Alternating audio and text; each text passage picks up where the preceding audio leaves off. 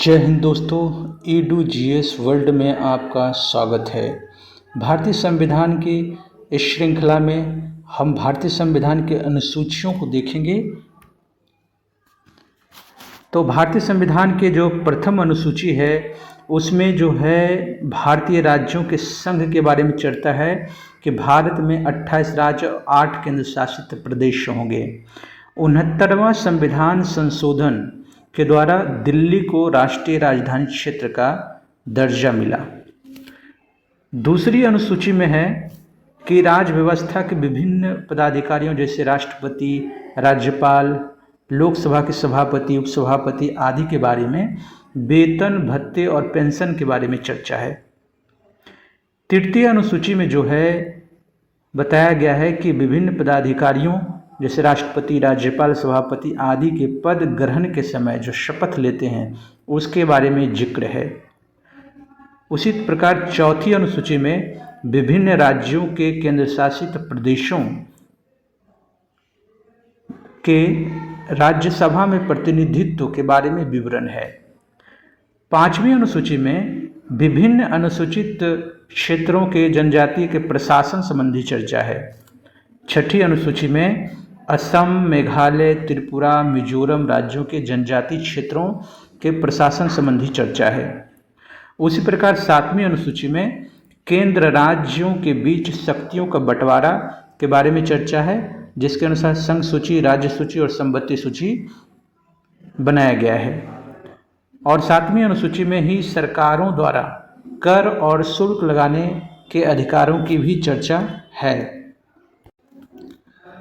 आठवीं अनुसूची की बात करें तो आठवीं अनुसूची में भारत के 22 भाषाओं का उल्लेख है, जबकि मूल संविधान में जो है कि मात्र 14 भाषाओं का जिक्र था। 21वां संविधान संशोधन 1967 के द्वारा सिंधी भाषा को दर्जा मिला 8वीं अनुसूची में, और 71वां संविधान संशोधन 1992 के द्वारा कोंकणी, मणिपुरी और नेपाली को जो है कि 8वीं अनुसूची में जगह मिली।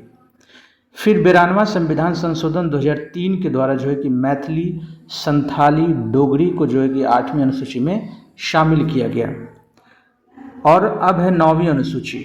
9वीं अनुसूची में जो है 9वीं अनुसूची को प्रथम संविधान संशोधन 1951 के द्वारा जोड़ा गया है। और 9वीं अनुसूची में राज्य द्वारा संपत्ति के अधिग्रहण के विभिन्न विधियों के बारे में उल्लेख है।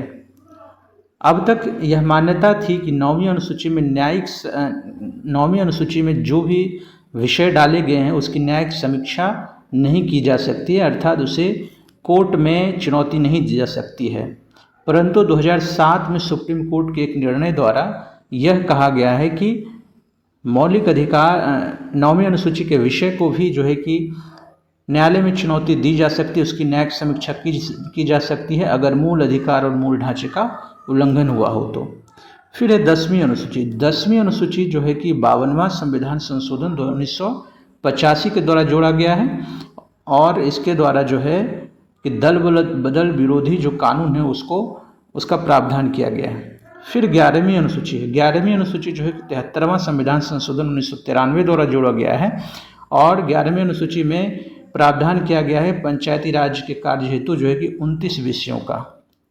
फिर 12वीं अनुसूची 74वां संविधान संशोधन 1993 के द्वारा जोड़ा गया है, और 12वीं अनुसूची में नगरपालिका के 18 विषय प्रदान किया गया है। ये 12वीं अनुसूची नगरपालिका के बारे में चर्चा है। अगर वीडियो अच्छी लगे तो प्लीज़ सब्सक्राइब कीजिए, कमेंट कीजिए, लाइक कीजिए।